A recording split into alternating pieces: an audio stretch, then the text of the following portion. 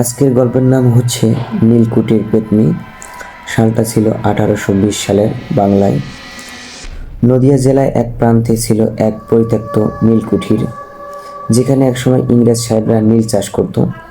এই কুঠিরে কাজ করত হাজারো চাষা, কিন্তু তাদের মধ্যে একজন ছিল বিশেষ, নাম ছিল গিরিবালা।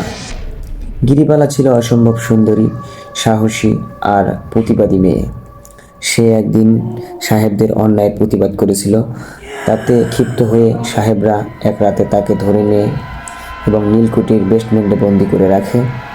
সেই রাতেই প্রবল ঝড় ওঠে, বজ্রপাত, বিদ্যুৎ আর অজানা কান্নার শব্দে গ্রাম জুড়ে আতঙ্ক ছড়ায়।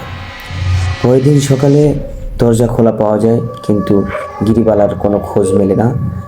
কেউ বলে সে নিজেই আত্মহত্যা করেছে, আবার কেউ বলে সাহেবরা তাকে গোপনে মেরে ফেলেছে।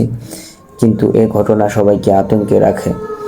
সেই আতঙ্কের পর থেকে কুটিরের আশেপাশে অদ্ভুত কান্নার আওয়াজ শোনা যায়, আর অচেনা সাদা শাড়ি পরা এক নারীর ছায়া দেখা যায় জানালার ভেতর দিয়ে। কয়েক বছর পরে সাহেবরা একে একে কুটির ছেড়ে পালিয়ে যায়। এরপর থেকে লোকেরা কুঠিকে বলে পেত্নীর কুঠি। আজও নীল কুঠির ধ্বংস শেষ হয়ে গেছে, জঙ্গলের মধ্যে দাঁড়িয়ে আছে।